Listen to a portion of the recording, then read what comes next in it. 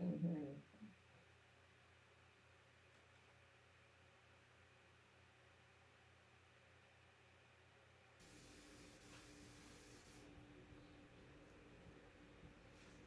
Hi, Dan. Can't hear me. Where's my sound?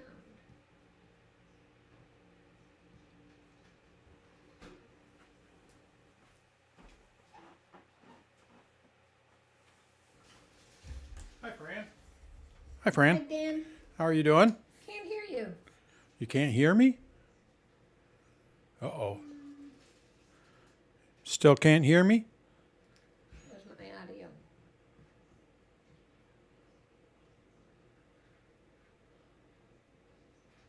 Select. Can you hear me, Dan? I can't hear you. How about now? Now I can. Okay. Whew. All right. I'll be right back. I'm making some tea, so hold on. Okay, I'm gonna make one too.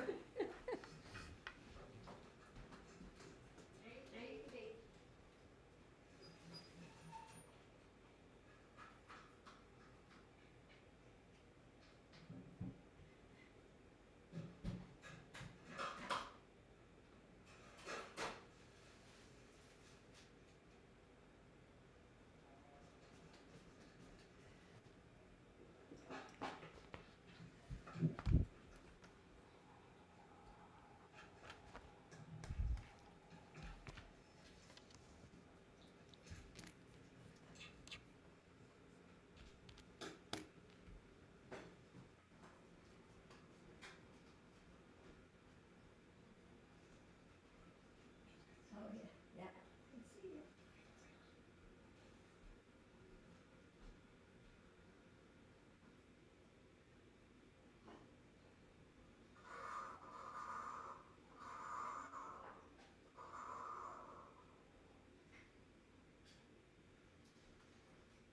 Okay.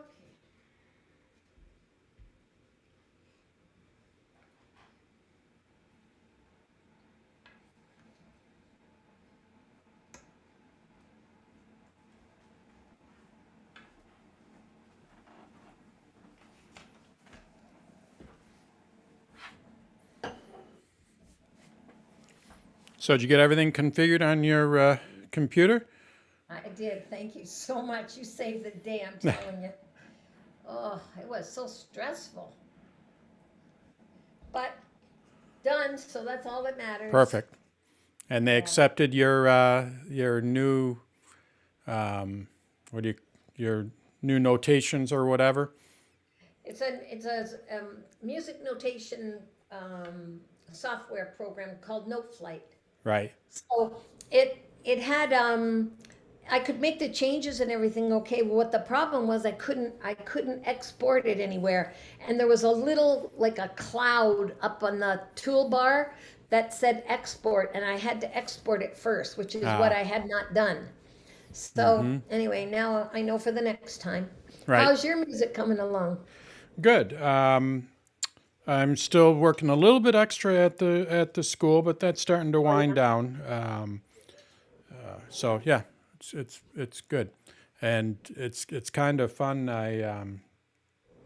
With this new setup that I have here, things are so much easier for me to do. I should say, yeah, I guess do.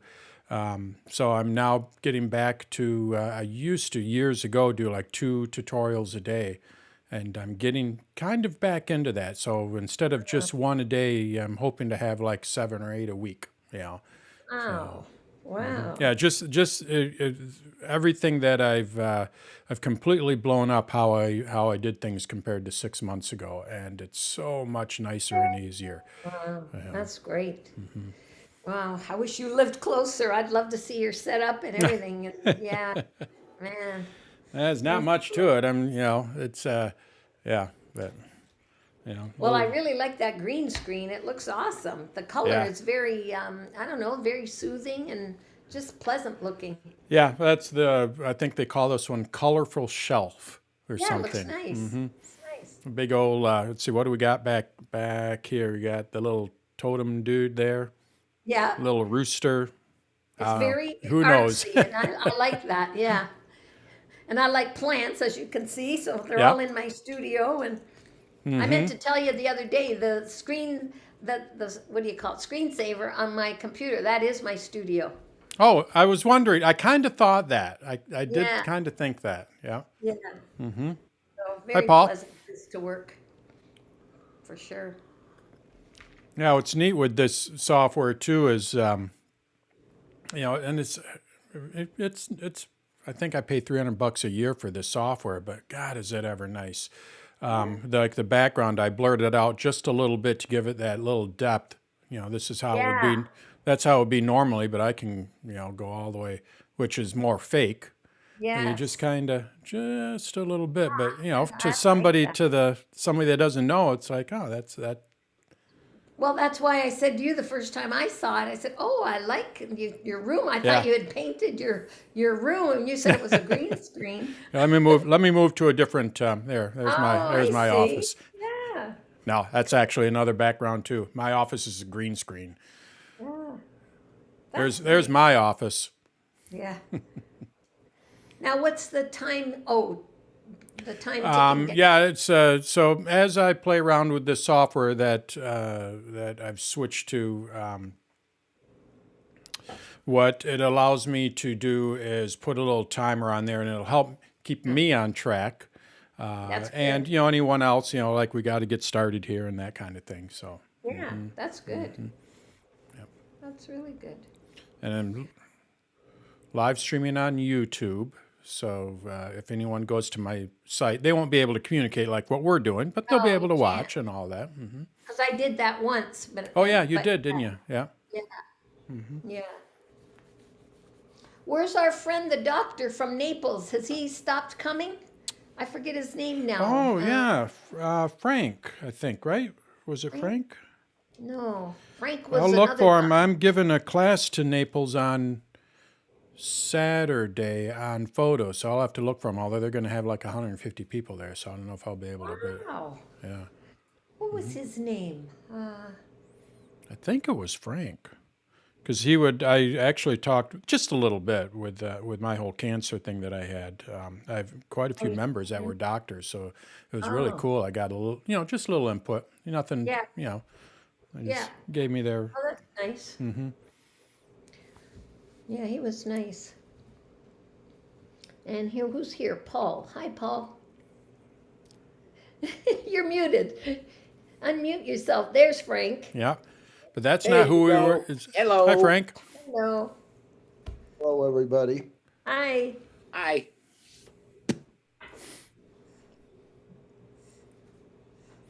We're all having tea.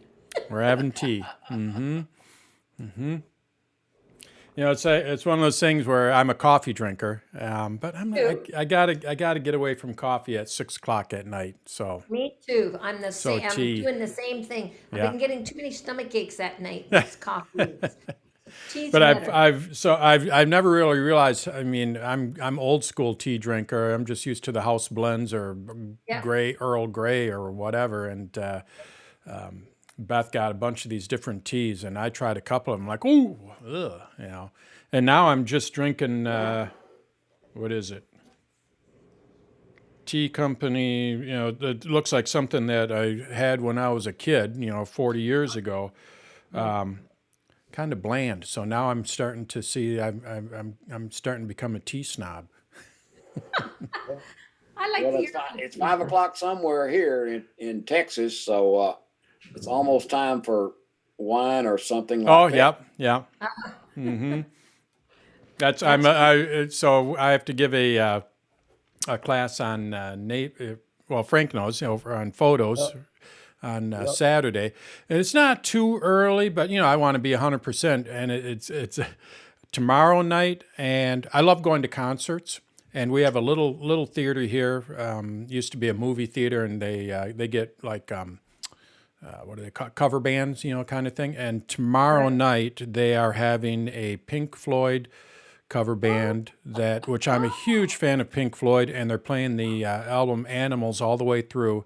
And then on Saturday night they're going to do Dark Side of the Moon all the way through. And I'm like, oh man, I might have to go to that tomorrow night. I just can't have any This is beer. I Saturday. just can't have any beer. I just got to keep pounding that in my head. No beer.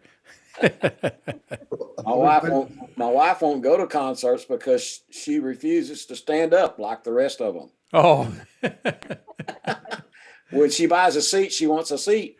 yeah. This place is like I say, it's just an old movie theater. I think I saw Tommy there with the Who when that came out. It might even been where I saw Star Wars, but anyway, they turned it into just, and it's just small. Bands from Chicago come in. This band is from Indiana, and not big at all. And I think they, if you get there early enough, it's like $15. You get there early enough, you get a table. But otherwise you stand, but it's not real big. That's a nice night out. Yeah. So you're not, so we're still pretty strict here with the whole COVID thing. You're much more free now, eh? Yeah. Well, I'm vaccinated, boosted, and the whole 9 yards. I've been working at a school. Yeah. I'm ready to Oh, yeah. move on. So. Yeah. Well, they just lifted ours as of Did they? 2 days ago. Yeah, just lifted all well, you still have to wear masks, but at least they opened the restaurants up and everything because we've been closed down for so long. Yeah. Yeah, so it's full capacity now. So I'm going out for dinner with a friend tomorrow night. Yeah, we hit that quite a few months ago, and our county here in Michigan just got low. I don't know what they call that. Low expo. Like it's not. Yeah. You have a pretty low chance of catch. Obviously you can catch it, but it's pretty low. Yeah. And, Yeah. Now the problem It's called is you positivity rate. positivity. Okay. Yep. So, yeah, it's now the problem is they can't get help. Kind of thing. Yeah, So. that's right. Well, we have to learn to live with it because it's going to be around, I'm sure. Yeah, it was funny. I was talking with somebody who used to be the director of human resources at a company, a big company, international company here in this area, and he was in human resources. This was probably a few months ago. Went out for breakfast with him, and he said that if people left for what they found out is if people left for their job for like 6 months or whatever, they saw a pattern, and they're going years ago. This isn't anything pre-COVID or anything that has to do with COVID, but he said they all of a sudden had a reflection on their life and what they should be doing, and maybe they should be doing something else. And that's kind of what we have right now. It's just a mass people like reflecting, like For sure. Yeah. Interesting. It's just that he said I saw I saw this pattern. We all go by patterns and behaviors. He says I saw this pattern at wherever he worked, Wow. years ago. Wow. If we didn't catch them within the first couple months, they were going off and doing something else. Yeah. Interesting. Just interesting. Dan, is there anything new about blocking these messages? I'm going crazy, 20, 30 messages a day. Is this Somebody- Yeah. this with the Messages app, right? Not phone calls? Yeah, message app. Yeah, phone calls are okay, but there's a phone number there. I keep blocking every day I'll go to it. It'll take me 10 or 15 minutes to block them all, but I just get it. Next day I get the same amount or maybe a little more. I'm going to be talking, somebody asked a question. Dan, is there anything new about blocking these messages? I'm going Uh-oh. crazy. We got an 20, 30 echo. messages a day. Is this Somebody- is Yeah. this with the Messages app, right? Not phone calls? Yeah. All right. Can you hear me all right? Yes, yes. Okay. I wonder if that was me. So someone has a question on phone calls, and spam, and I did a little research on that, and well, you'll see in the AMA that some of these companies like Verizon and AT&T offer spam blockers, basic ones for free, and then you can pay for them. But while we're sitting here waiting, let me. And those work well on my phone. But they don't do anything for text messaging, right? Yeah. Text messaging is terrible during political season now. I never got it before political season, but I still use the filtering with unknown unknown people from my contacts list, I have it filtered. My message is filtered for known and unknown. Oh, mine is too.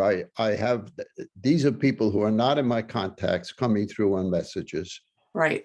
Getting that. The phone works very well on that. I mean, I don't get, in fact, sometimes I think I like to keep it open because there are messages I want to get. I forget to open it because I know somebody's going to call me back and then it goes to voicemail.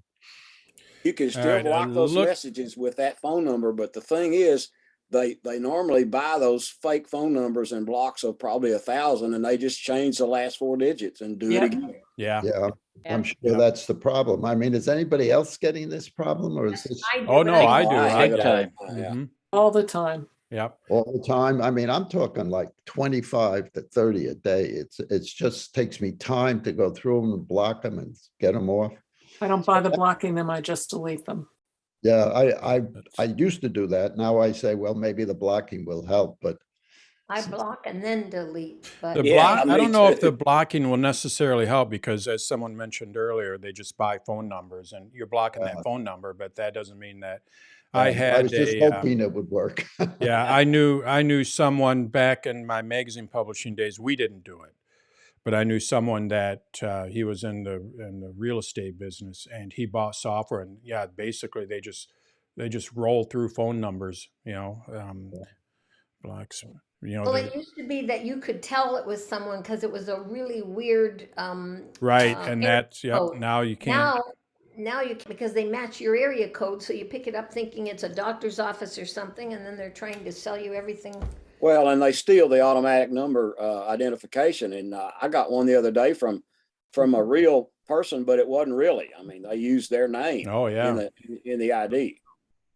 Okay, so let's get started here. We'll start with that because as we were sitting here discussing, I looked up a couple of things. I don't know if they will help Frank or not, but I'll show you what I found. So let's let me get back. Let me hide this, and we're going to get started here. I've got to shut my notifications off. Okay. Oh, is that yours?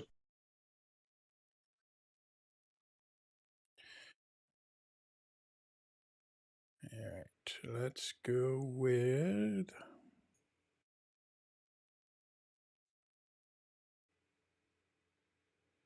I think, yeah.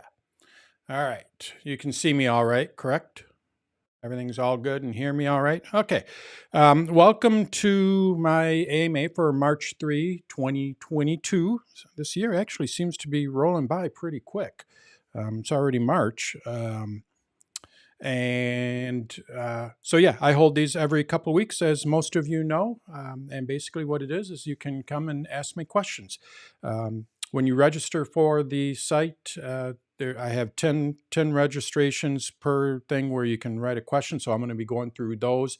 And then we also have like a Q&A towards the end. Actually, we're going to start with one of the questions during our little preamble from Frank.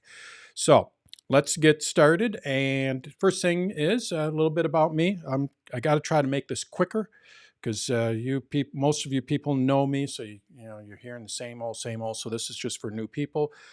Basically, Dan Wasink. I am the owner, trainer, everything for Dan's Tutorials. It is a one-man operation, a small operation, working out of my office in my home. I have over 30 years of publishing experience. Most of that is magazine, but online publishing is creeping up because I've been doing this for about 10 years. I also had a 3-year stint at Apple, being a genius, hired in as a genius, and sent me over to Texas for 3 weeks and, came back and worked for them for 3 years. I started playing around with apps. That's when Apple came out with the App Store, and you can't develop apps and work at Apple at the same time. Otherwise, they own your apps. So I wanted to pursue that a little bit more, and I got out of Apple. Great experience. I still talk with many of the people there, and it leads to the next thing. I also help out at a local school with tech support that is all Apple, and the 2 people there that are full-time, I'm about 10 hours a week, probably a little bit more right now, but typically it's about 8 to 12 hours a week. But the 2 people there that are full-time are 2 people that I worked with at Apple. So That school technically has three geniuses there, if you want to call them that. You know, but that's a little bit about me. And like I said, I hold these classes and webinars on a weekly basis on Thursdays. Next week, I'll be talking about the different sharing options. That's going to be a class on a specific item. And then the following week will be an AMA, and I just alternate. And then, of course, I have all of my videos on Dan's tutorials. And I have over 1,600 of them. I come out with new videos on a daily basis, or I try to. And that is membership supported. So if you like what you see, I can only ask that you help by becoming a member. It's a one-man operation, so every little bit helps. So that's me. Let's get started. So before my little intro there, what we were talking about, Frank, one of the people here, the attendees, has asked a few times about spam messaging with messages, not with the phone, which I'll talk about later, because that is one of the questions, but this is more on spam, messaging kind of thing. And I keep forgetting to look into it. Sorry, Frank. So I just thought, well, let's just start out with that. As people come online, usually, the first 5-10 minutes are when people come online. So I'll just start out with this to get it going. Essentially, what what we're getting, I'm getting it, a lot of people are getting it, is where you get these spam messages on your iPhone. And what I get, not so much the political stuff, but I'm getting it from banks because I'm a business owner. And guess what? This bank will loan me, or loan several $100,000. Well, if they were to see my bottom line, I don't think they would actually loan me a couple $100,000. It's a small operation. It's spam. And that's what I get on a regular basis. And what you can do, so I'm just going to show you on the Mac, but what you can do is add any message, any conversations that you get, you can block that person. You have to add them to your contacts, and then you can also go up to preferences there. And I believe it is under, no, it's under there. It's not there. See, I wasn't You prepared for can't this. just hit the little I, and that's how I Yeah, do it. I hit the little I. I thought it was under system preferences. Stop sharing my location. But anyway, it's not a good way of blocking them. And here's the problem with that, as we have found out. You add them to the block list. Well, these people, it's not like someone calling you and then all of a sudden they see, oh, your phone number is not around anymore, and then they go on to the next person. These are all bots. You can block that person, but the company, the spammer who is using that, is going to buy new software. They're going to buy new lists, and all of a sudden your phone number is going to be added to it again, and you're just going to get it from somebody. It never ends, kind of thing. I helped out someone locally here, went over to her house and helped her out with some mail, and I went to this, we're talking about mail on this one here, but in mail, what you are able to do, junk, blocked. So I have blocked here, and these are all the email addresses. So these email addresses can't send me any email. They're blocked. I am not exaggerating when it took 2 minutes for this thing to load up, because she blocks every single one, and every day she still gets spam. It's a never-ending battle. So what can you do? Well, with messages, I did a little research just as we were talking earlier. I don't know if this will work. I haven't done much research on it. What I might do is try, look for it myself, try it on my phone. But with the iPhone and the iPad and the Mac, what you are able to do is submit a message. That doesn't necessarily work. That's coming from a specific person or number. That is not what spammers use. So what you need to do is you need to get an app. And the first one that came up is this Text Killer. Again, not sure if it works, but it looks like it gets decent ratings. It has in-app purchases, which means you can try it. So, Frank, you might want to, give this a try. They claim it's been reported or, written about in here. I personally will probably give it a try as well. And maybe what we need to do is just, in the next AMA, we can just compare our notes, Yeah. see if it worked. But the reviews on this one, and I just randomly looked. Does it work for the iPad, the iPhone, the Mac? This is for the iPhone and the iPad. So Oh. on the Mac, I don't know. I'm wondering, being that this is iCloud syncs everything, I wonder if it'll work. So what I'll do is I'll make the commitment of downloading this text killer and trying it out for the next couple of weeks, and see if it works on the Mac, and kind of go from there. I've kind of dropped the ball on this. I know Frank has asked about this a couple of times, and I'm like, oh yeah, I need to look into that, and of course I don't. But now I will. try it. So, I think we'll all try it and see what happens. yeah, let's just compare notes. And I'm sure there are other ones as well. But this one just came up. I just did a Google search, so I have no idea. But I'm looking at the reviews, and it does seem to be pretty decent. Let's look at their website, if I can find it. Developer website. Website looks clean. I always like a nice, clean website. So, yeah, I think it. Is this associated with RoboKiller? I'm wondering if it is. If Looks it's like it's on the associated with RoboKiller robocall, website. then I have no problem recommending this. I've heard really good things about RoboKiller. robocall. Robocall is basically this for the iPhone or for phone calls. So Right. yeah, I think it is. So, RoboKiller is What are for we doing? But I texting. don't see text. It's a text name. Text killer. RoboKiller is the text one. No, well, So robocall is the phone call one. So essentially what I did is text killer is what it's called.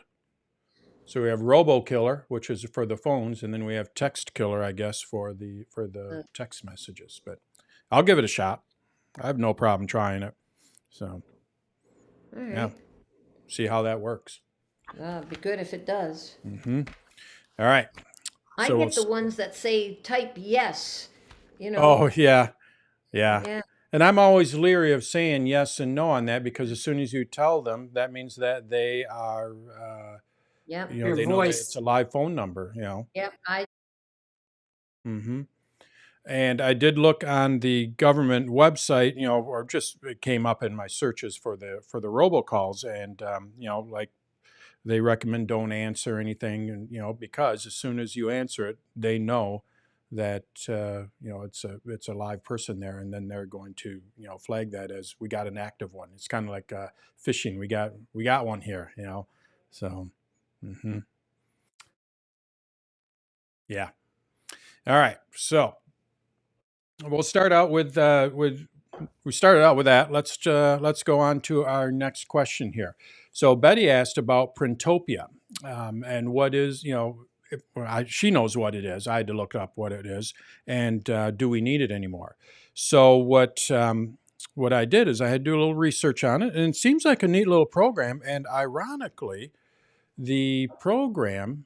Oops. Yep. We need to enable transcriptions, don't we? The program Printopia was originally written by the company that I use that's doing all this thing for me, with putting me in the corner here and putting my Mac on there and allowing me to switch screens and all that. That's Ecamm is what I'm using. They originally wrote this, and then they sold it off to this company. So but basically what it does is it allows you to print wirelessly to any printer. So with an iPhone, with an iPad. As some of you probably have noticed, that when you try to print something, the printer has to be iPhone or iPad, has to be AirPrint compatible. Yeah. Most of your newer printers are AirPrint compatible. I don't really have a problem with that anymore. I have two printers. They're a few years old. One of them is probably 5 years old. And it's AirPrint compatible. It works fine. So then you wouldn't need it for something like that. If your printer is already compatible with AirPrint, you don't need anything like this. Now, if you have a printer that is not, like at the school, our printers over there, because they're more industrial, that kind of thing, those printers do not work with AirPrint. So then what you would need to do is use something like this. And the way that this thing works, from what I read, is it installs on your Mac. This has nothing to do with your iPad or your iPhone. It doesn't install any drivers on the iPhone. It doesn't do anything on, it's not even an app for the iPhone. What you do is you download it to your Mac. As you can see here, it says there's no app to install. You install it on your Mac, and then what happens is your Mac will then go out on the network and say, this printer is an AirPrint printer. So then you no longer, you can now print, even on the older printers that are not AirPrint compatible, you'd be able to use this and print to it. So is it needed? It depends on the situation, I guess you would say. I would dare say in most cases, if you have a newer printer, no, it is not needed.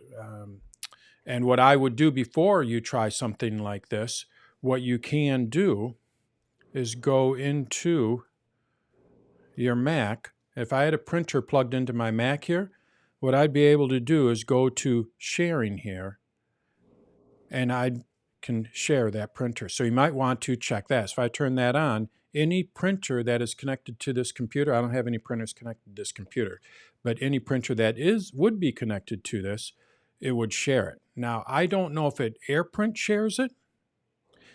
So that's something that you may want to try before purchasing. I mean, the program's only $20, but I dare say you might not need it so much anymore. And going forward, this is probably why Ecamm, for lack of better words, dumped it off. They changed their focus, and it's just not needed as much anymore because most of your printers are AirPrint compatible. Now, what you can do, like I say, I think it's be great for enterprise. Like we could probably use it at the school. I did a little bit of looking in here. Where did I find that? Printopia Pro. And what this allows, it's scalable, so I could put it in the school, and then I believe what we'd be able to do is let all the students that are on an iPad print to our printers. But it wouldn't necessarily work for us because we use a different software, because every kid gets, $5 a month, to control paper costs and all that. We limit how much they can print and all that. So I don't know if this would bypass all that. So in enterprise, I think it gets a little bit more murky, but if it's, a smaller company and you have a printer, it probably would work. So, but I don't know if you need it so much anymore. And what I would do to wrap it up is just turn your computers off and see if your printer, make sure that your printer is on the network. That's usually how they do it. They get on your network via Wi-Fi. And as long as it's on your network and your phone is on the network, it'll see it. It should see it. If it doesn't, then what you might want to do is plug in the printer to the computer. Make sure you have sharing turned on in the Mac. And then the Mac will broadcast that printer through your network. And maybe it'll see it. If it doesn't see it at that point, download the trial of this and see if that works for you. And your screen is flickering like a lightning, like off and on, like It light is? blue, dark blue. Flickering. Anybody else? His screen? Yes. Yes. Okay, let me. Yes, Yeah, mine- Steve mine brought too. it up and a bunch of us have responded already. Oh, Okay, we're going to try something here. Check it out. better. That's better. Okay. All right. Or Okay, so sorry about that. So that's Printopia. Let's see what else we have on our agenda. How do you download sermons from Grace to You? Grace to You is a site where you can download basically MP3s. This would work on any site that you can download MP3s. A trick I'm going to show you, but Grace to you after I went to it. Well, here, we'll just go to it and I'll show you how it all works. So I did a Google search for Grace to you. It is somewhere in here, I think. Yep, there it is. And we're just going to go to the main site. And Melissa wanted to download some of these sermons. And when you click on it, I'm just going to click on this one here. When you click on it, it goes to that. I can play the audio, but she wants to download it. Well, when you go over here to download MP4 or MP3, really you can use either one. MP3 is more compatible. It's an older way of playing audio. When you rip a CD, usually they are MP3 or anything from 10 years ago on. MP4 is just a newer format, but really it doesn't matter on a Mac, iPad, iPhone, or I dare say on an Android as well. It really does not matter. They both play the MP4 and MP3. So when you click on this, I'm just going to go with the MP3. What it does is it opens up in a new window. So that's really not, I'm not downloading. How do I download this? You click on this AirPlay button. It's going to open it up in another thing. Here's my playback speed. So there's really no way of downloading this. Well, the way to download this is using the control key. Basically, you use a contextual menu. This is what Apple calls our contextual menu. For people in the Windows world, it's the left click on the mouse where you get that little menu that pops up underneath your cursor. So if I hold down the control key, I use a trackpad, so I don't have a left-right button, 2-button mouse. But if I hold down the control key to get to that contextual menu, so I'm going to hold down the control key and I click, we get this little menu that shows up. And you're going to notice that one of the options or two of the options here are download. I can download the linked file, and then I can download it as something. So what's the difference? Well, if I download the linked file, what it's going to do is just download it to my downloads folder. Pretty simple. Let's go ahead and do that. So I'm going to click on that. It's downloading it. It is now in my downloads folder. If I were to open this up, it would. Let's go over here. You're going to see, there it is. And I'm assuming the name is based on, so the sermon is 4920, so the name of it is 4920. You can also, like I say, that is by default. It saves it to the downloads folder and it keeps it the original name. But what you can also do is control click on it. I'm going to do it with the MP4 this time, just for fun. And then we go download linked file as. What this will do, and this is a little bit like the duplicate and save as, which Chris sent me a great article, and I've been playing around with some of the things that she sent me, so I'll come up with something on that on my site. But anyway, download linked files as. What this is going to do is it's going to ask me to name it, and then I can also set where I want to download it. Either way, you're downloading it. It's just a matter of, do you want to just download it and keep it the original name and have it go to the downloads folder? Or do you want to name it and then place it where you want? So maybe you want to put it on your desktop and you want to call it Perfecting the Saints. If you want to do it that way, what you would do is you would control click on it, save file as. It asks for the name, so I'm going to go with Perfecting the Saints. Make sure you have .mp4 in there or mp3, and I'm going to put this on my desktop. And now when I save this, what it's doing is it's saving it to my desktop instead of my downloads folder. In most cases, what I will do when I use, download something, I will just put it in my downloads folder. I mean, everything that I download, I just try to keep it consistent and put it in my downloads folder. And then if I need to move it, I can move it out of the downloads folder and put it where I want.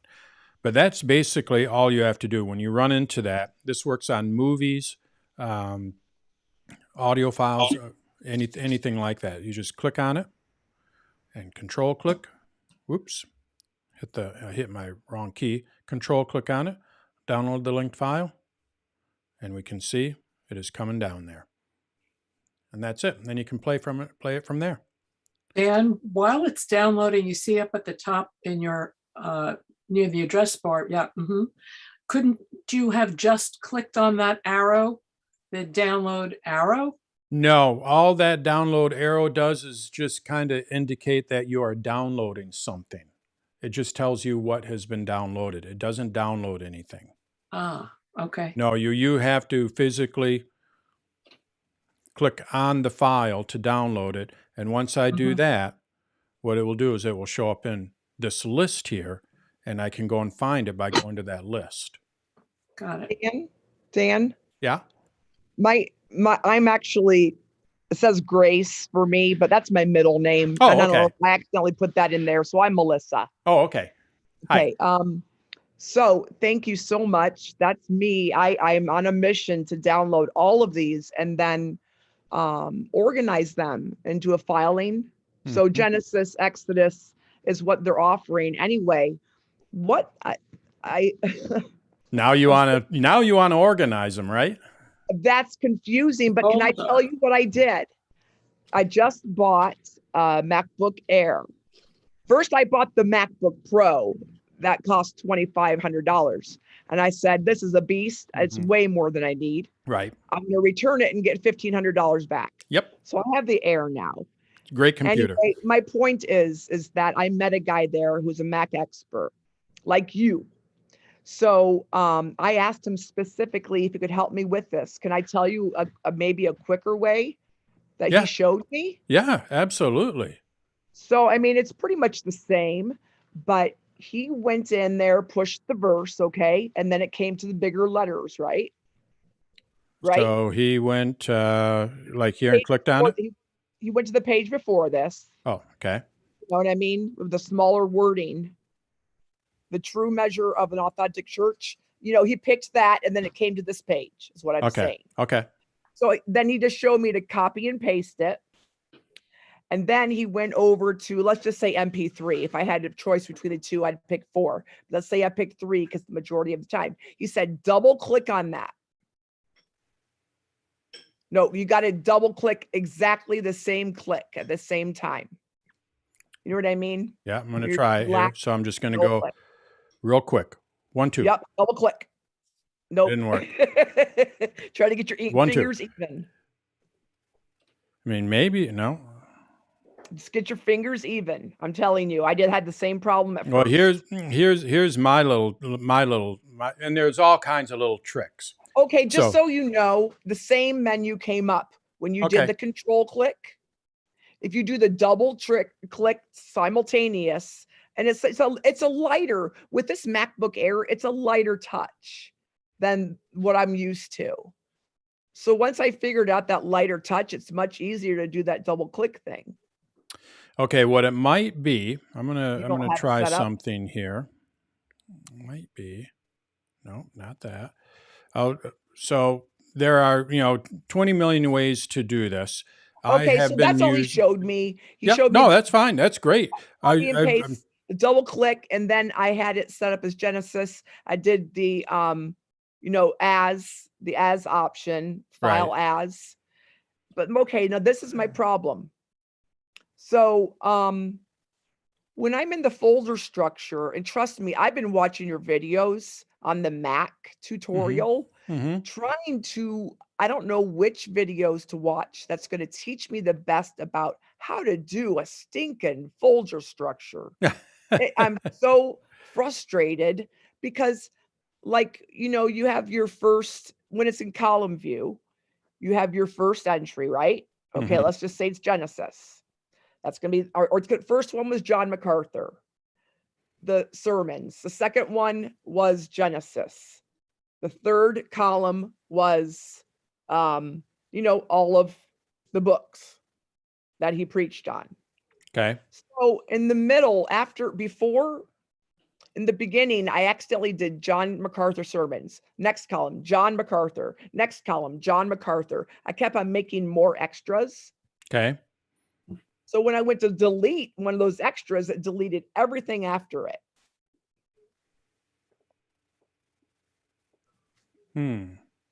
So I just recovered it, and then I tried to delete a different one, and it deletes everything after it. I do not know what to do. I messed up, Yeah, I'm not sure on that. huh? You probably don't make those mistakes. Well, email me later and let's see if I Okay. can, I don't want to take get, any more, yeah, let's do that and, go from there. So email me and then we'll look into this and see if I can figure out what's going on. Because I If could we have add that time as a later, I lesson, have like you one said. more question later, okay? Okay. It's bugging me. Okay. What It's you'll a want to different- do as far as what I would recommend doing is in my tutor for Mac, I have a few. There's one I'm trying to look for right here. Look at the folder hierarchy of the Mac. That is a good one because it gives you the folder structure idea behind, and I think that will help out the most. But yeah, it's folder management is tough, which is why I think we're kind of moving away from it with tags and everything else. So, but email Is me what that you got, and Is we that can. what you do? Is that what you do? What do you? No, I've been on the Mac for so long that it's just second nature. I do things in folders. Yeah. That's what you said on one of your tutorials. Yep. It's a second and that nature. works the same in iCloud? Yep. iCloud is Okay. just a shared folder. That's all it is. Just in the cloud instead of on your computer. Nothing outside of that. It's the exact same. So tags, I'm learning to embrace them. But yes, they are. You have to think in a different way. And yeah, exactly. So, right.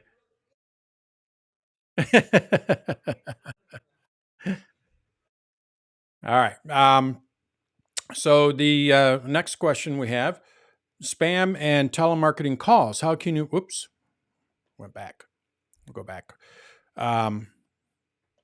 Spam and so this carries on with the spam and telemarketing of calls or of our messages. Well, we can do the same thing. Well, that's going to be the next question.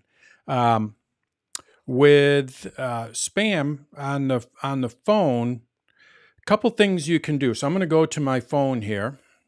So I'm looking at my phone, and the first thing that you'll want to do, this is what I have. If you go into the settings app, so I'm in my settings app here, and you go to phone, you're going to see that I have phone here.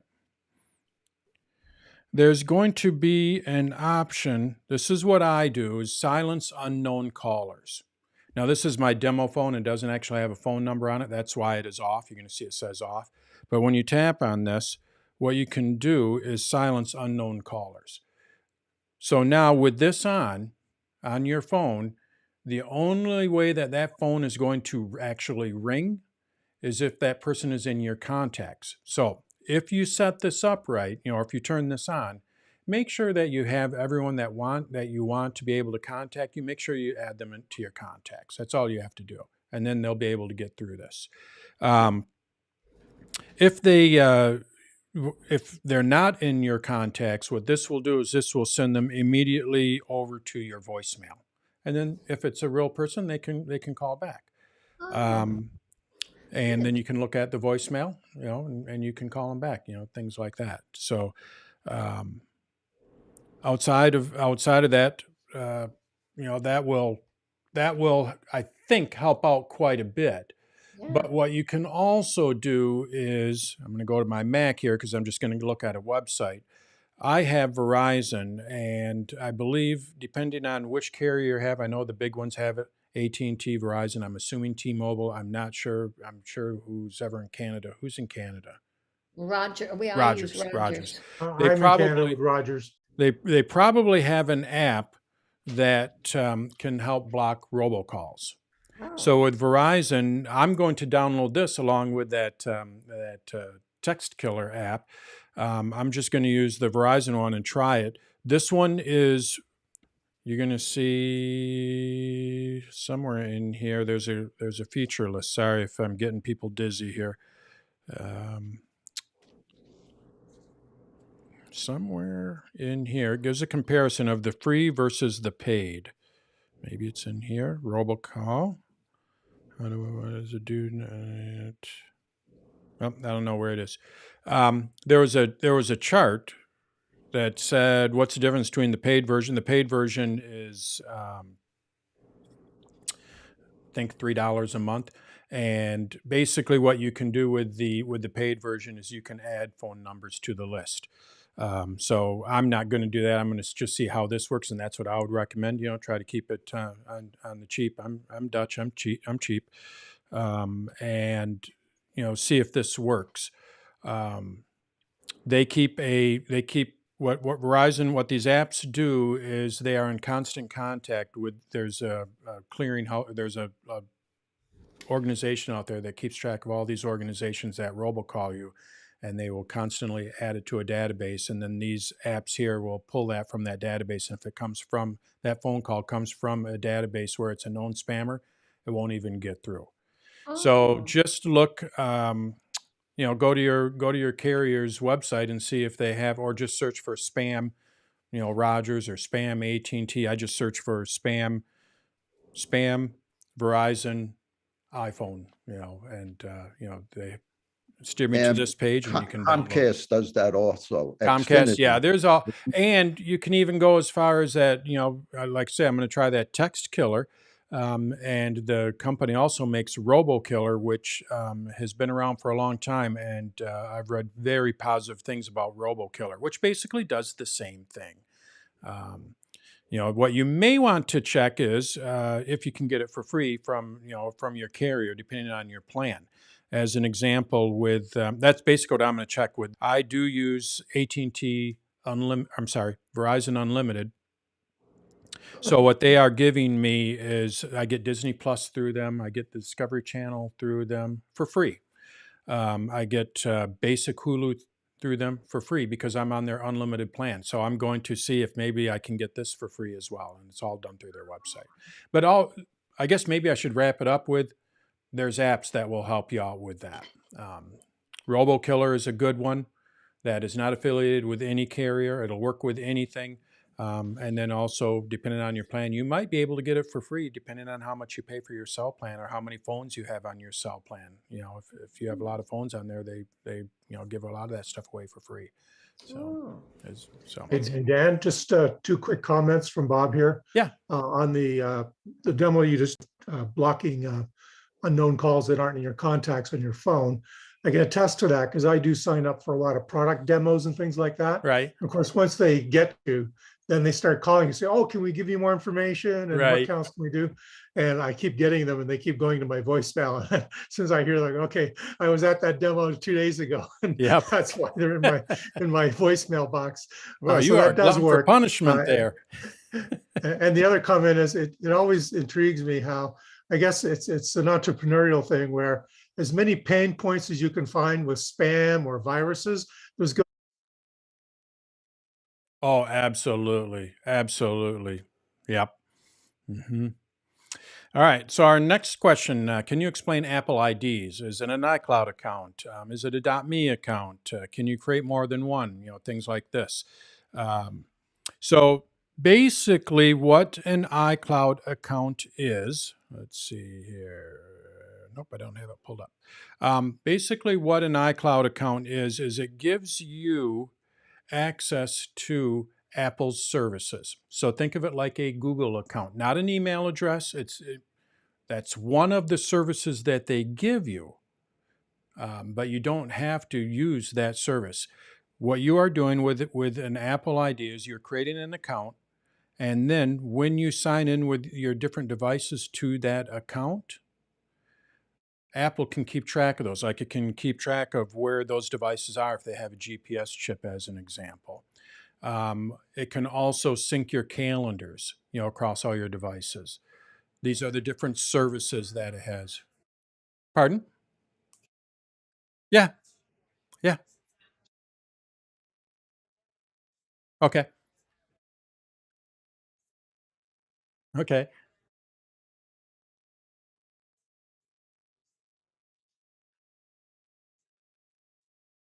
Yeah.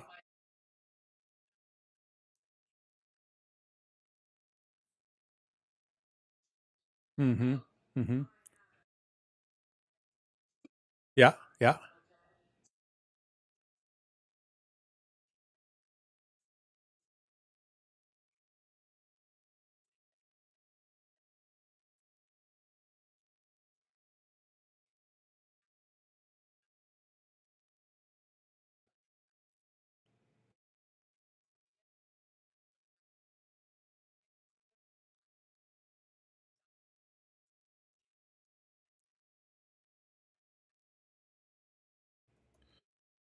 Okay, so when you sign up for or sign into Apple using your Apple ID, even if it's AOL or whatever, what they do is they give you, I believe they give you an email address. So at iCloud.com. And you personally, since you've been with them for so long, you actually have a .me and an iCloud.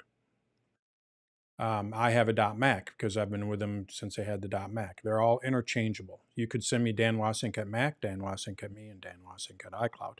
Now the question is, like you said, I'm looking this up as we're talking about. You're talking about, can people change Apple ID email? Well, they want to change it from an AOL.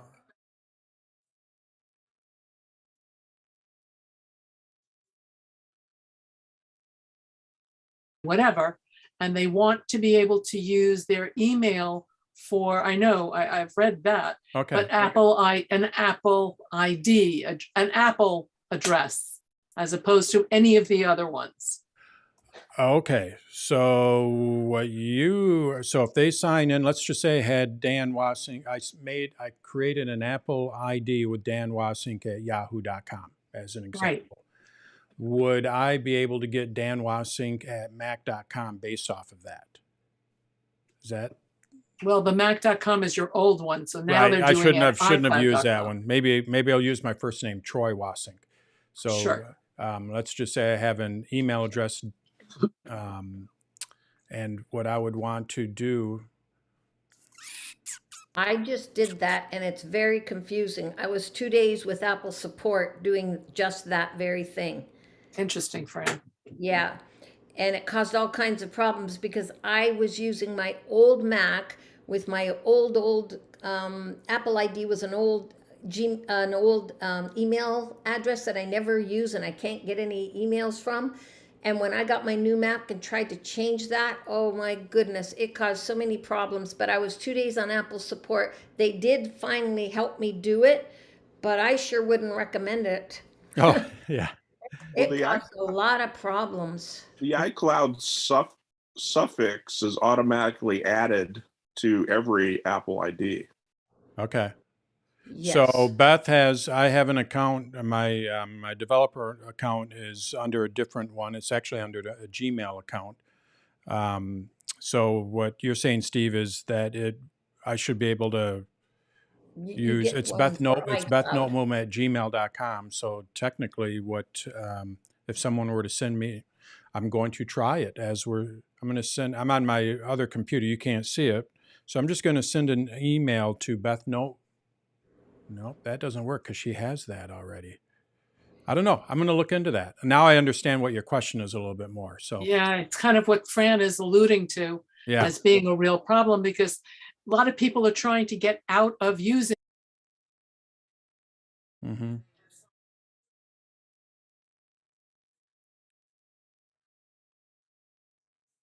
Well, what the first thing that they're going to want to do is, if they signed in with that AOL address, is change the Apple ID. That would be if the goal is to get rid of AOL, get rid of that domain, and let's just say I had Troy Wasink at AOL.com, and that's how I created my Apple ID as Troy Wasink. So I have to sign in using Troy Wasink at AOL. The first thing I would do is I would change this to,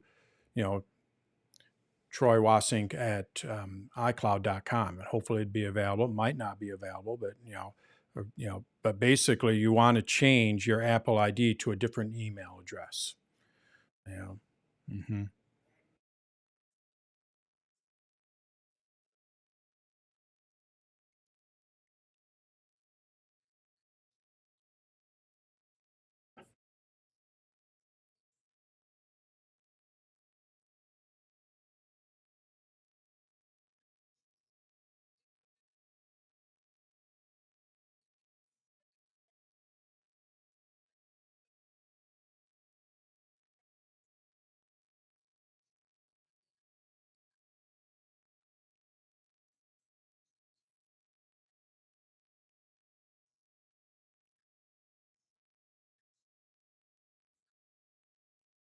Right.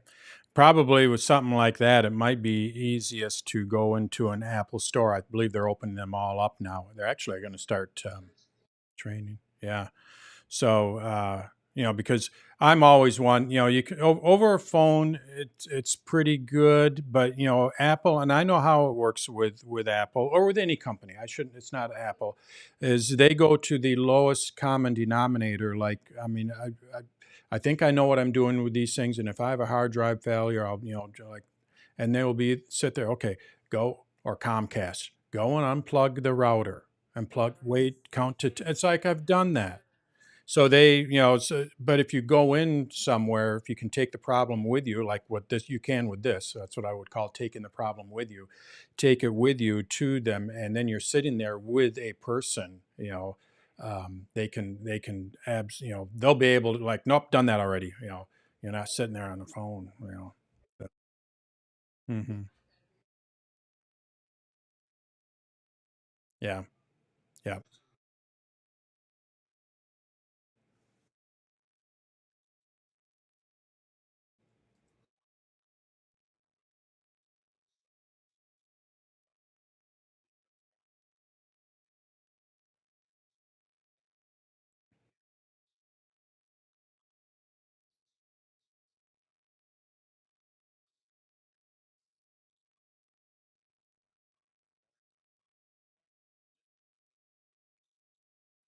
Hmm. Hmm.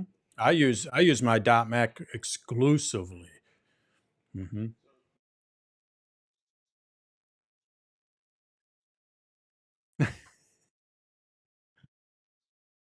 Right. Yeah.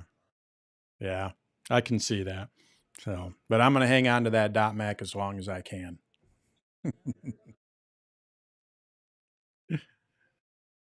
Yeah. All right.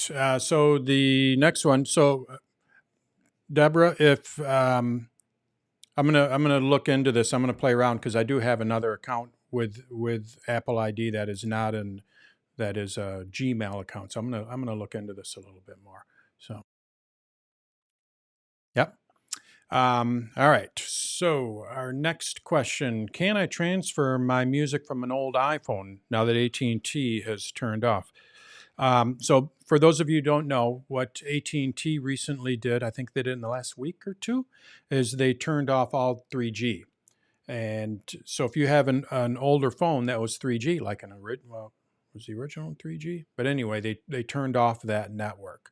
So those devices no longer work. It turned out to be a little bit of an issue with Teslas, as an example. They use AT&T for their cell service, for the car to communicate with the company. Not that I can use it, but if you had an older Tesla, that could no longer communicate because they shut off the 3G. Tesla did a software update or whatever and got it up and running, but it definitely causes an issue. But aside from that, it doesn't necessarily cause an issue for taking music off of a phone.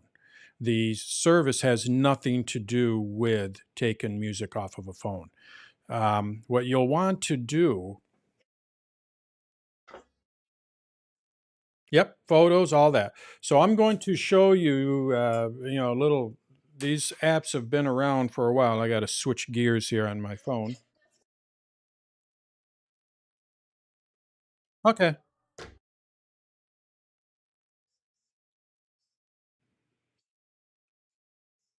I don't know how to get those to go over. Okay. You have to This is what you'll want to do. There's several programs out there that do this. iMazing here has been around for a long time, and it's just imazing.com. They have a demo, a free app that you can download. And basically, what you're able to do with these programs like this is you are able to get everything off of that device. In this case, it'd be the iPhone. So I downloaded it. I have some music on my iPhone, and this iPhone doesn't have any service on it. So it's kind of set up in that same way. So I'm going to open up iMazing. First thing you'll want to do is you'll want to plug in via USB. See if I can show you here.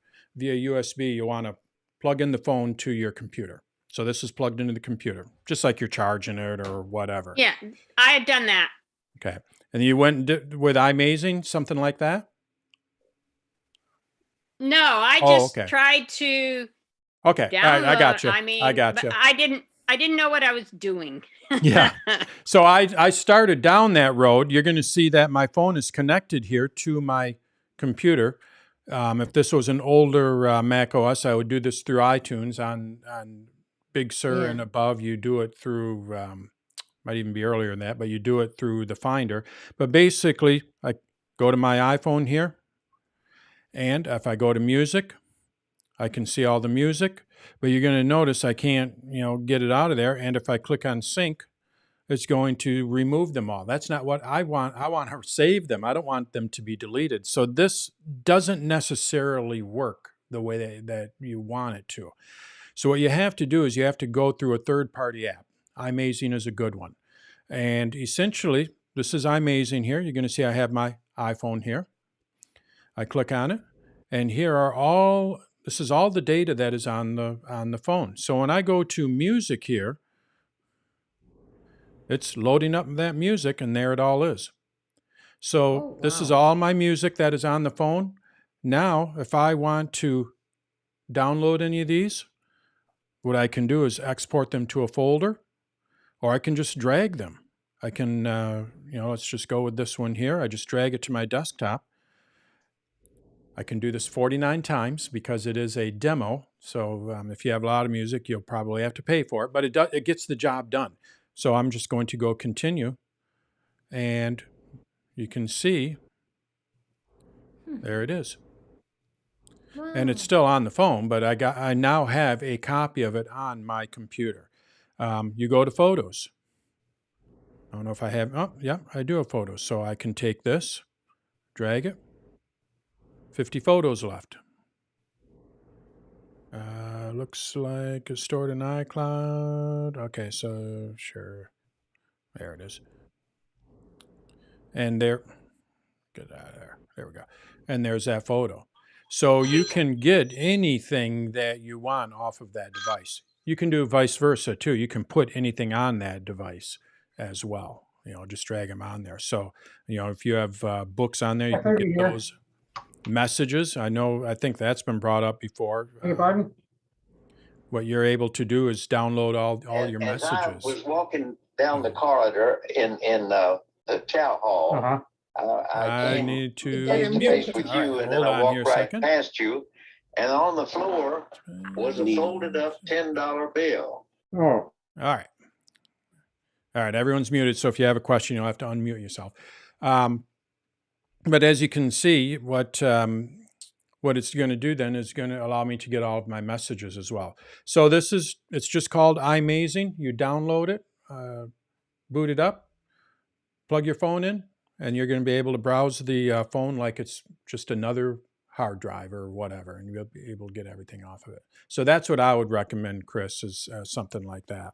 Okay, so if I put them on my desktop, Mm-hmm. then can I move it then to my iTunes? Yeah, you can actually, yeah, absolutely. Or can I do it just go gonna say, you from can the do it- phone to iTunes? Yep. If I go to music here, you're going to see export to music. In your case, it would be export to iTunes, and it will export it into iTunes.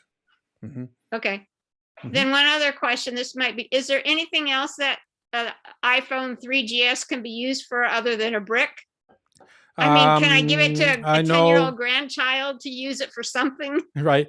I know, you can use them as iPods, basic iPods, cameras. You can use them as cameras, because you can get the photos off of it, or it still hooks up to iCloud and all that. So as long as it's on a Wi-Fi, it just won't receive just phone calls. But outside of that, it can still do everything that could do in the past.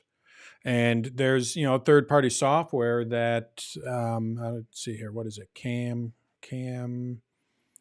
You can even use it for a webcam, Cam. I have it, so I got to look it up here. Camo Studio, CAMO Studio. And what that will do is that'll turn any iPhone into a webcam. Um, and the quality, because we all know the cameras on those iPhones, even if it's an older one, you could probably have an iPhone that is 10 years old and it's still better than today's webcams for the most part. Webcams just generally aren't that good right now, and an older iPhone is still going to be a better webcam. So you could even use it for something like that. So Dan, studio wouldn't mode. you open yourself up though from a security standpoint because there's no updates to the base software? Yes. That yes, you have a camera open, but you also have a security breach in that camera. So be very careful with that kind of stuff. Right. I know Yep. I was caught, and I think that's a really legitimate issue. If That's you why what keeping up you with our software is really important, no matter turn what you're your using. turn the Wi-Fi off and make sure, yeah, because they don't. What is it? I think it's 5 years they don't support or something like that. But yeah, After 5 It's less years. than that now. yeah. So good point. Hmm. What's the name of that app for making it a webcam? iMazing is the app that allows you to get anything off of an iPhone. Camo Right. Studio, CAMO Studio, is an app that allows you to use it as a webcam or use it as a camera for the most part. You could just use it as a camera. Yeah. Thank you. I wish I would have known that when I was doing Zoom lessons because I bought a webcam. Well, the webcams, don't get me wrong, and they've gotten a lot better. I mean, I have, let's see, I have this, Logitech. this one here, and it's good. It is HD, but it's not as good as a phone that's 5 years old. But for webcam and stuff like that, it does work. It works great. And what's nice about these is it's just super convenient. It mounts up on something, or you mount it on top of the computer. With an iPhone, you're going to have to get a mount, and they have them, but it does. It's a little bit more work for better quality. We'll just go with that. Mm-hmm. All right. What else do we have here? Come on, you can do it. Go for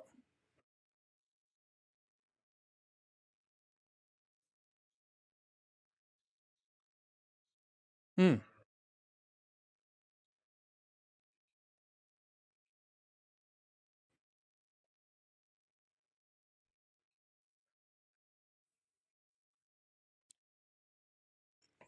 All right. The next question here, my slide deck got messed up here. All right. Can I use a hard drive for multiple time machine backups? Basically, back up multiple computers with one hard drive. This is a two-part question. This question is pretty easy to answer. Yes, you can. The only caveat with that is if that one hard drive were to crash, guess what? You've lost 3 backups.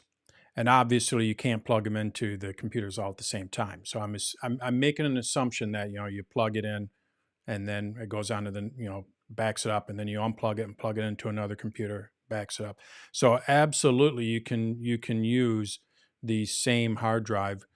The Time Machine will keep separate folders for each one of those backups. I don't necessarily recommend it though, because of that's a big fail. If that hard drive were to fail, and we all know, even new ones, right, Chris? They all fail. And basically, you've not only lost one backup, you've just lost all 3 of them. So it's not something that, yeah. Yeah, hard drives are cheap now. You can get for most of us, probably 1 terabyte would suffice just fine. It's probably overkill, and you can get those things for what, $60 now, and it's not $30, but the whole thing is the way that I look at that is, if a hard drive were to fail, how much anguish would that be? And then you're going to be saying to yourself, I wish I would have spent the $60, because it's going to be far more painful than that $60 out of your pocket. Just stay away from Western Digital, right, Chris?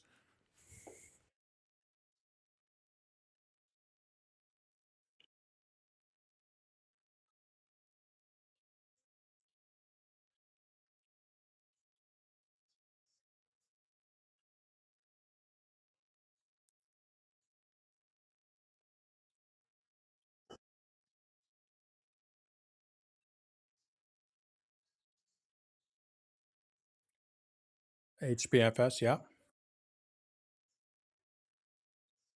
That's fine. That's fine. You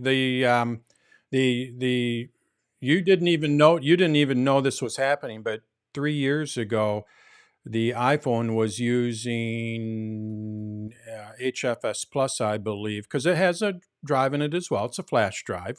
It's just another computer. And Apple and iOS 13, I believe it was, completely reformatted it to the HFS Plus, and they did it without issue. And in the computer world, it was an amazing feat for having hundreds of millions of iPhones out there, and then Apple decides that we're going to go and change the format of the hard drive. You didn't even know it was happening. It just happened. So all that you can use an HPFS drive on a drive with a HFS Plus and blah blah blah. Just let the computer do its thing. When you plug in the hard drive, in most cases, what will happen is the Mac will sit there and say, "Oh, you're going to use this for Time Machine? I need to reformat it. I'm going to erase everything." Well, it doesn't only erase it; it formats it for the proper, so it does everything in the background. Right. So Backblaze. I haven't had a conversation on backups in a while. Backblaze is that extra layer. So we'll end with this. With Backblaze, you're getting it into the cloud. So you can't. iCloud does not back up your computer. iCloud backs up your iPad and your iPhone. It does not do anything with your computer. So don't rely on iCloud to back up your computer. So that's where you have to get into Backblaze. So if my house were to burn down, my time machines would also be ruined. My computers would be ruined, my time machines. So I would lose all of that data. Well, all I have to do is call Backblaze.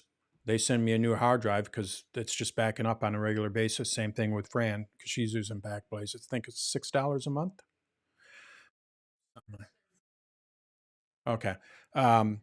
And that is, that's just something that I have a business, so I have a lot of stuff running on there. That's just a matter of, you have to decide how valuable it is. Hopefully you will never use it. It's an insurance policy. Yeah. Mm-hmm. Mm-hmm. Yep. So that's another layer. Is it needed? It just depends on what you have on your computer, and if something extreme were to happen, a tornado comes through, you lost everything. Well, maybe if you had Backblaze, you'd be able to get it back. But if a tornado goes through, maybe it didn't destroy the hard drive. So it's a risk. So.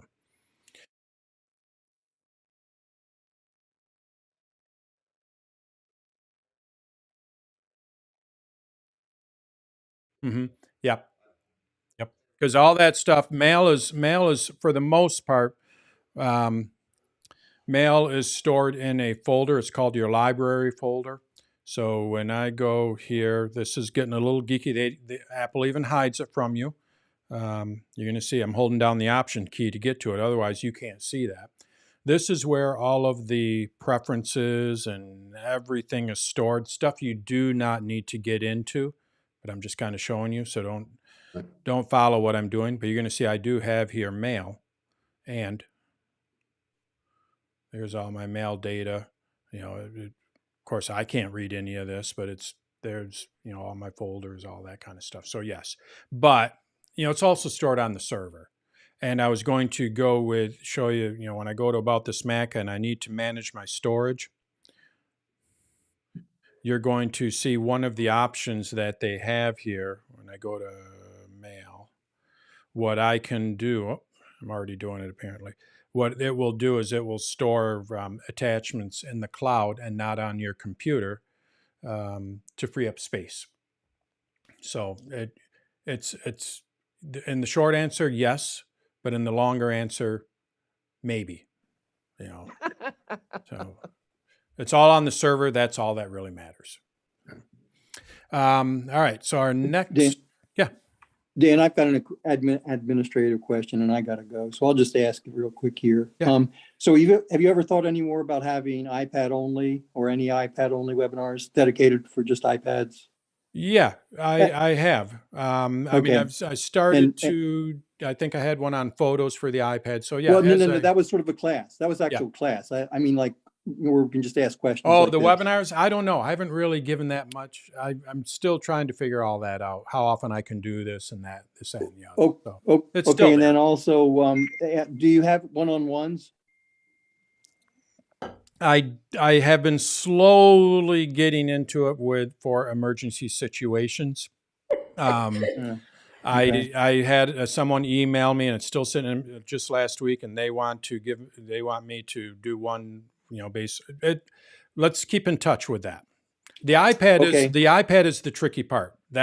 I would absolutely do it, try to help you out, but it's not easy on the iPad. On a Mac, I can do it all day long, but they don't allow sharing on the iPad. So okay, thanks very much. Maybe iPad OS 16 will. Right. Okay. Thank you. All right. Bye. Bye. iPad. All right. So the next question I had was, can you create bootable backups? Oh, I keep going back. Okay. So can you create bootable backups on the M1? And there it is. Yeah, it was coming back up. So basically, the bootable backup is the idea behind that is what you can do. Let's go with Time Machine on steroids. Instead of backing it up to Time Machine, what you do is you use something like Carbon Copy Cloner or Super Duper. These are third-party apps. We use Carbon Copy Cloner at the school. And what it does is it creates a backup, much like Time Machine, but it creates a bootable backup. And what do I mean by that? Well, with Time Machine, what we're able to do is restore the operating system on our Mac.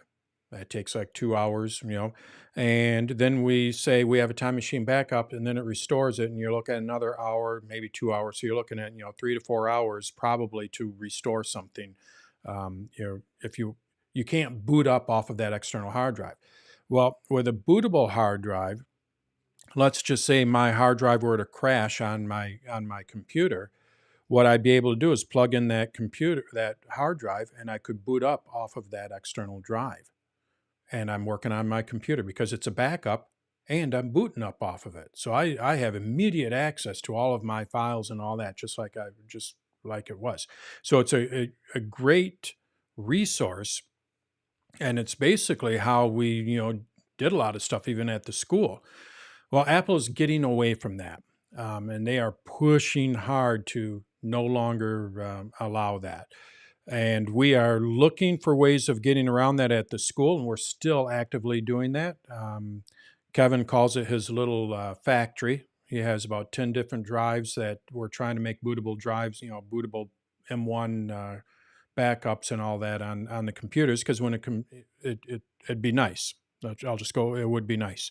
But Apple is like, The way that Apple is pushing it is you download the operating system, and then you restore everything back into that from your Time Machine backup or from your Carbon Copy Clone or anything like that. So it's basically a two-step process.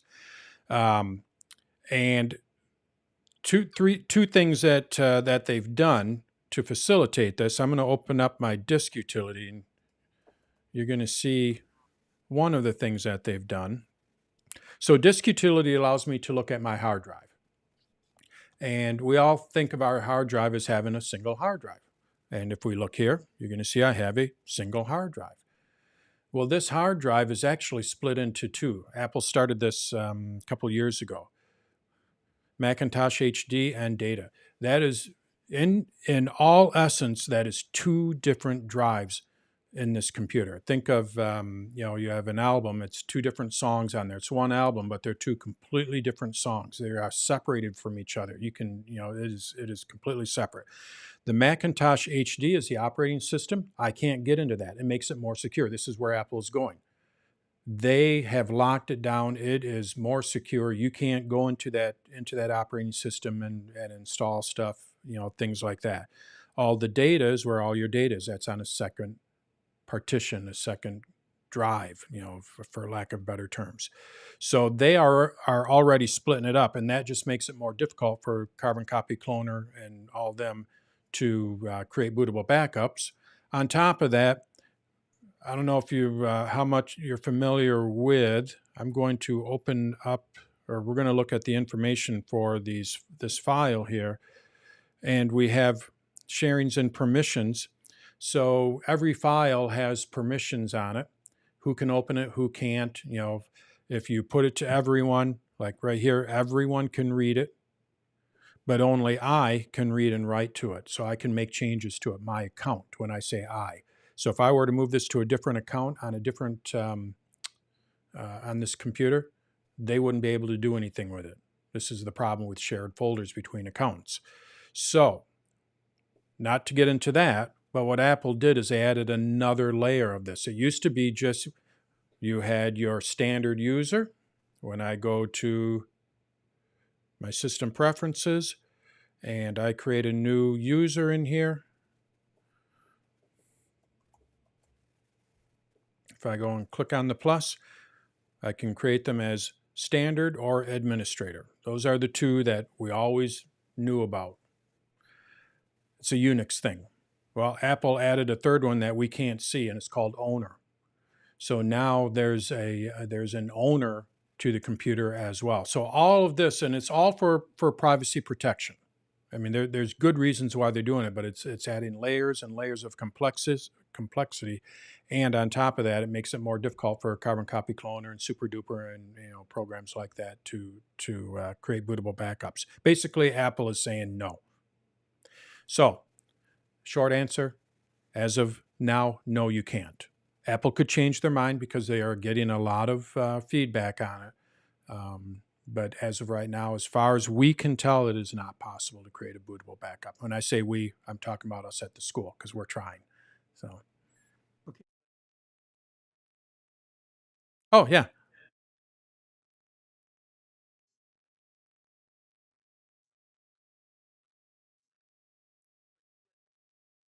Mm-hmm. Mm-hmm. Right. Yep. Yeah.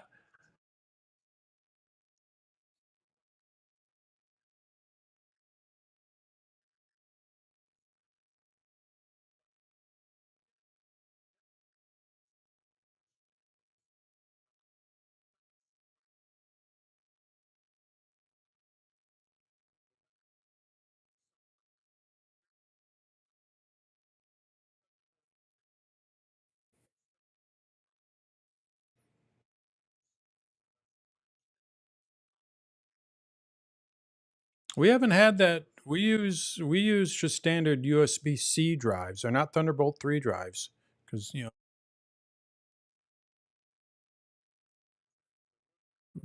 we use. I think Chris bought it because with all of her woes with the hard drive. I'm looking for one here. I know I have one. Might be in my bag. Samsung it's a solid state drive. Huge fan of solid state drives, and yeah, the Samsung T5 is a great one. Oh, T7. Yep. So that's the newer. Yep. Yep.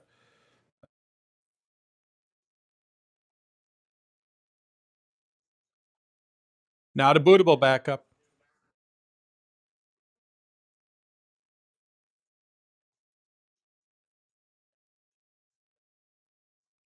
I'll go with there's two camps at the school of how we should do this. So I'm going to say I think there's only one more question.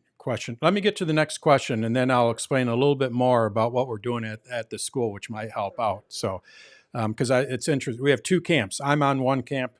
Our tech director's on another camp. So all right. So I think the last question is an email question, and in context. Okay, two more questions, but the last question I emailed the person to find out if I could get more information on it. In context, some entries repeat twice, and some fields do too.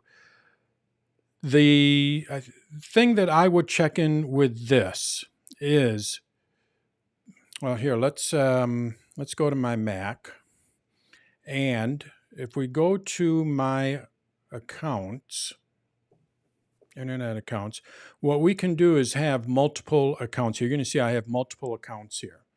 Each one of these, so iCloud, what I can do is I can have contacts.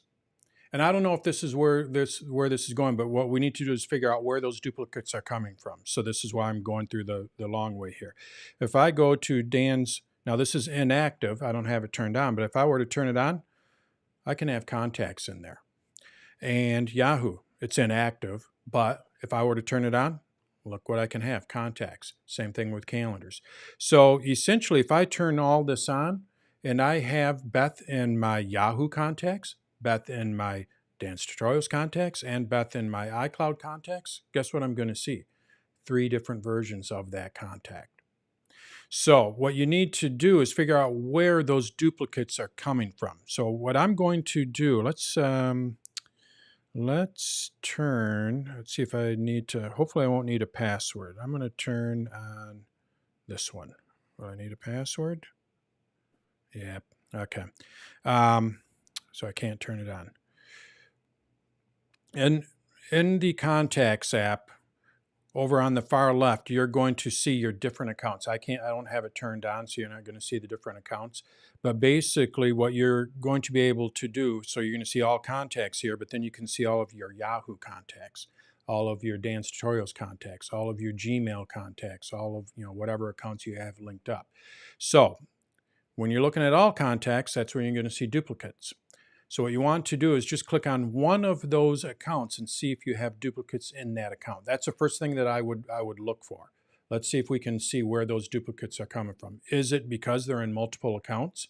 Well, then what you want to do is basically turn off the ones that you don't need. I don't need this one, so I'm going to turn it off. They're all in my, I use all my contacts in iCloud, so I don't need any of the other ones.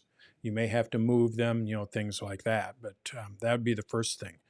If they are not that way, what you can do is merge them. So I have Dan Wasink and Troy Wasink. That is actually, my name is Troy Daniel. So what I might want to do with this, if I select them both, what I can do, and you can only do this on the Mac, what you can do is merge them. And then, there it is, only one account in there. I don't know why you would have separate fields. Don, I'm not sure why you would have separate fields, but that would be, the first thing I would do is to make sure that you're just not looking at multiple accounts. If you're looking at multiple accounts, then what you may have to do is just go through and combine them somehow, to turn off the ones that you don't use, things like that.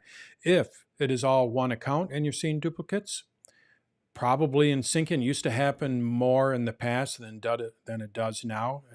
They've gotten a lot better with syncing, but when I was a genius 10 years ago, we ran into this more often than we wanted to, where it would duplicate sometimes, and that's just because it was early technology. So basically what you have to do is just have to go in here and select them, and then you can merge them. And again, you can only do this on the right Mac. underneath there, it says look for duplicates. So what if you look for those duplicates? You can do that. Right, Yeah. when See, you do yep. I don't have any duplicates. Let's see if I can. Let me see. Can I duplicate? I don't think I can duplicate. See Looks that? like I can't duplicate that. So, but basically, yeah, if you go and look for duplicates, what it's going to do, one card, and then it asks me to merge them. So you could do it that way. Mm-hmm. There's some other reason that sometimes that happens to me, because I have created from my all contacts, I have a group, and I've put that person, or started it by creating another card for that person in that group. And whoops, lo and behold, I have now 2 contacts for the same person. Yep. Yeah, I did that too. Yeah. So that's how I would battle that, to see where it's going. If that doesn't work, I don't know if Don's with us, but if he watches this later, email me and we can see if that helped or not. All right. So the last one is, whenever I get an email attachment, not as a separate attachment, so it's in the email itself, I can only view it the first time. So basically what Marcy is saying is, she can, she views it the first time, and then when she goes back to that email, it is no longer there.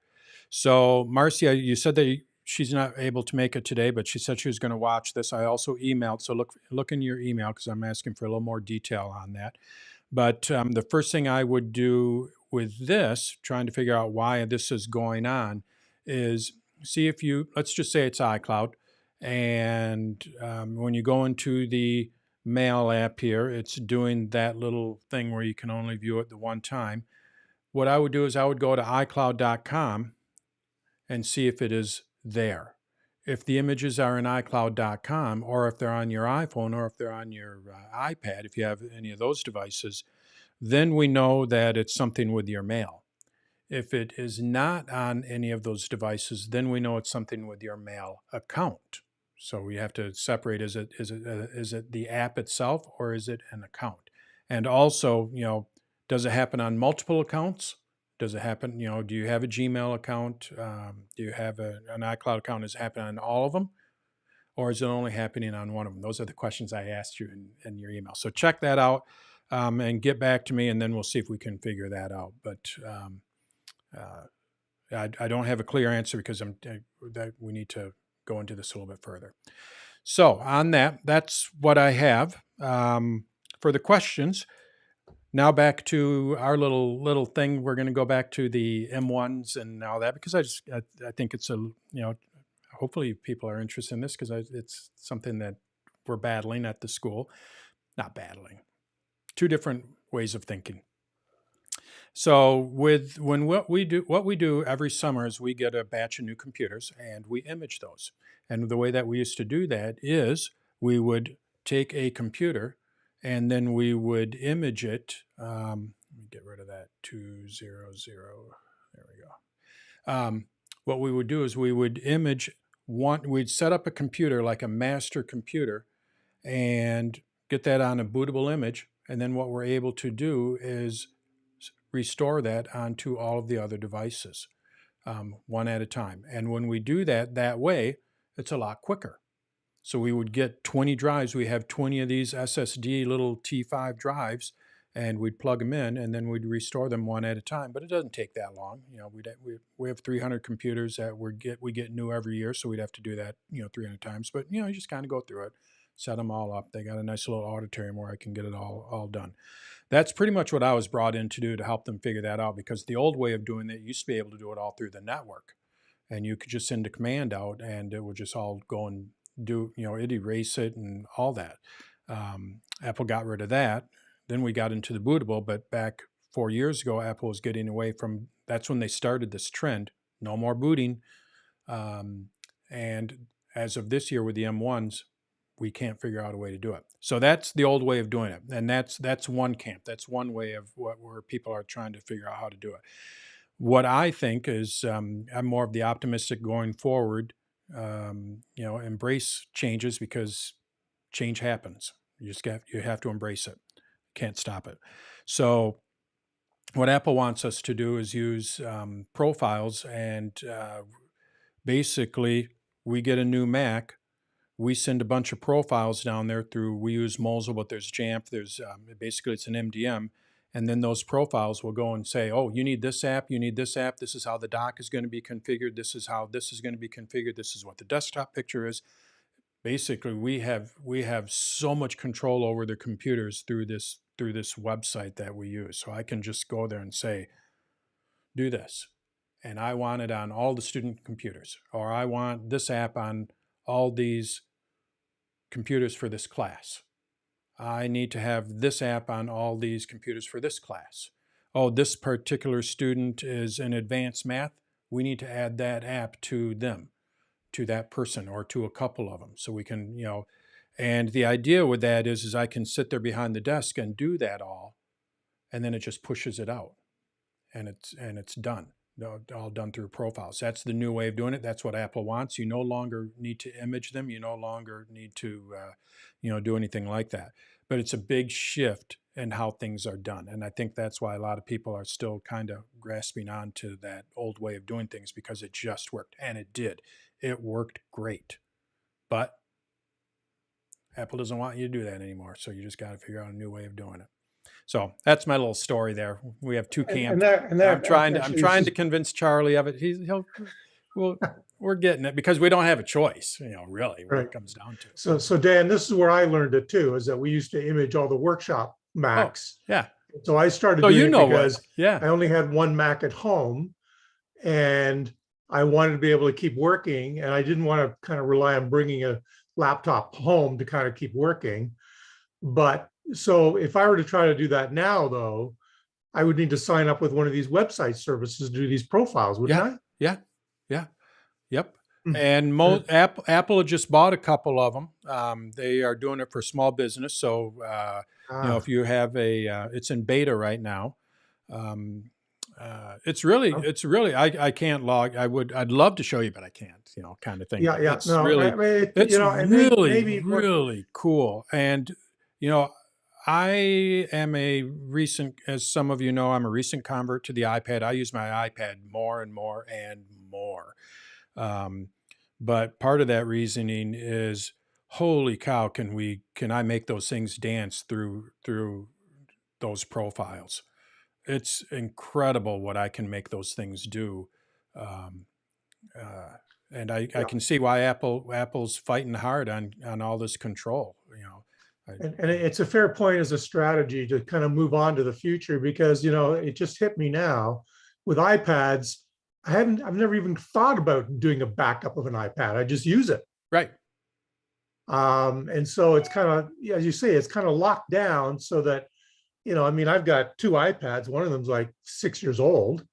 It's getting a little long in the tooth, slow now, but so you're right. Maybe it is time to just move on. And the other thing is, I do now have two Macs at home. So if one went down, I can keep working and do stuff. Right. And then book a time to get into the Apple store and then bring the sick Mac in and do that. And maybe by then they'll probably have their profiles all worked out and they can just do the magic over their servers. Over the servers. Yep.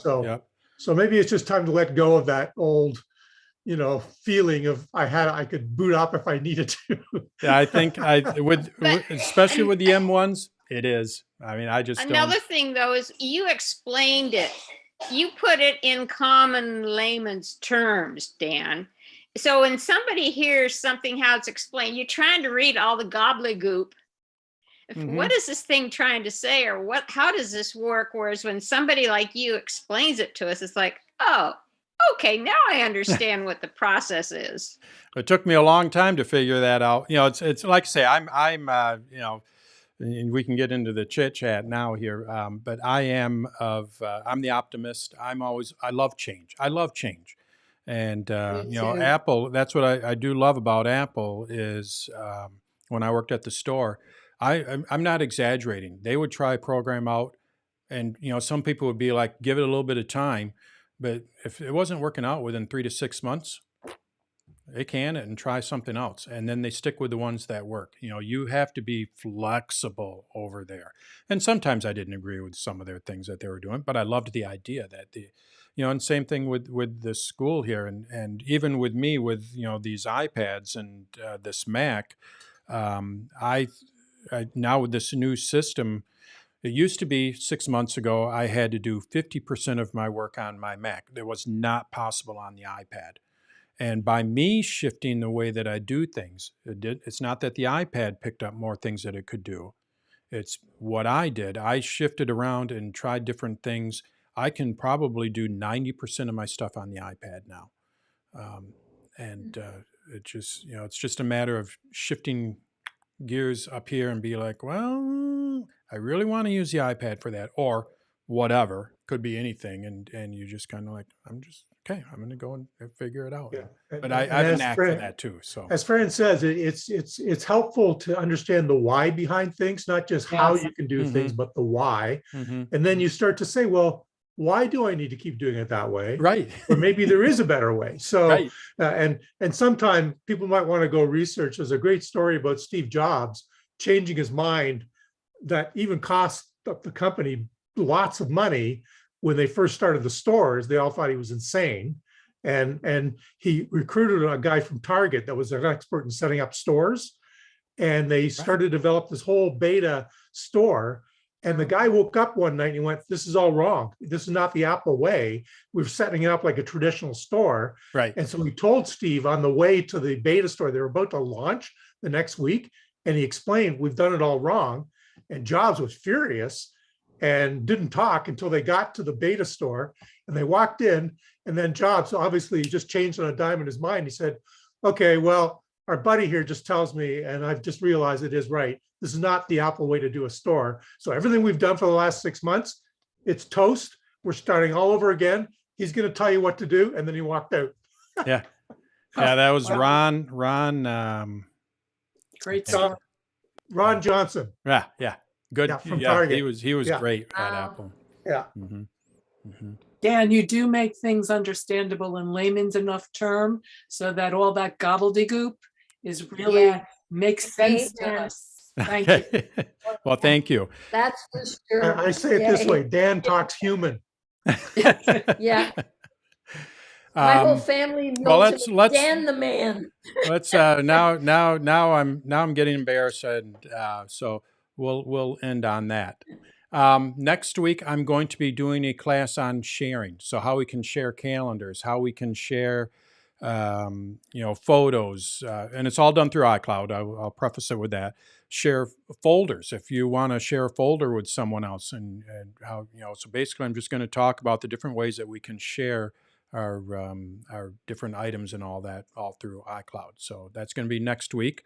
Outside of that, thank you. And if you have any suggestions for class, I was thinking if I could do one on numbers and all that, which I can, and I will eventually. But also, it just clicked on me, like, I know a lot of people have questions on sharing and things like that. So I'm open to suggestions on, if ideas on, what would take about an hour, and what needs to VPNs? be. Mhm. VPNs? What? VPNs? VPNs. Yeah. That wouldn't take that long, but yes, I could do, it could be, this is where I would think like it could be like a security kind of thing, encompassing a few different elements of that. So, yeah. And I just recently did sign up for a VPN. Next week, Apple is having an event. Maybe they are going to introduce their Yeah, I saw stripped that. down version of a VPN, so we can talk about that. After the class. Private relay, yeah. Yeah, hopefully they're going to introduce that. So,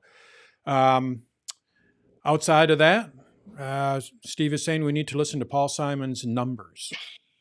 I do like Paul Simon, so, but I need to figure out. Yeah, I want to go to that Pink Floyd tribute band tomorrow on Saturday. Well, so. enjoy yourself. Yeah. Okay.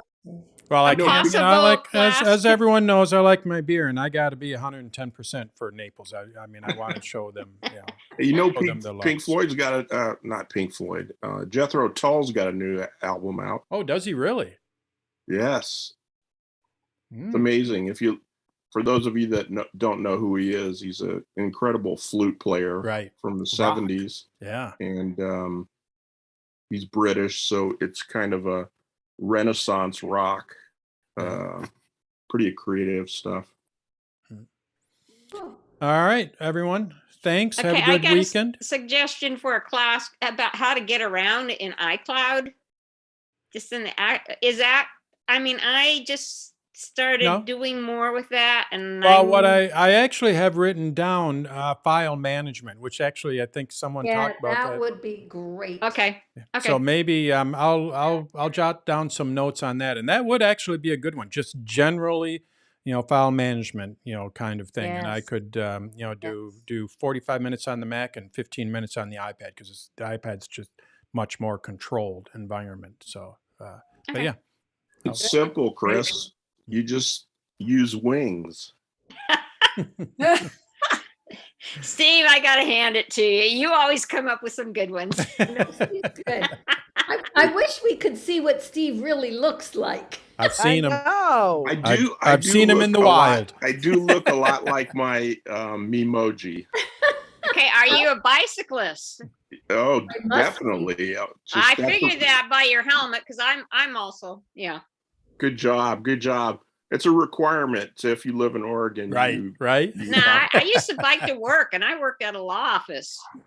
wow, good for Now, you. you wouldn't, once I got there, I was in heels and a suit. You wouldn't know it. But again, you learn how to live in it. That's right. And I got there, it took me just as long to get there as in a car because I could get through the lights better Oh, yeah. and the traffic. And it was only 4 miles. So, As long as you have safe routes.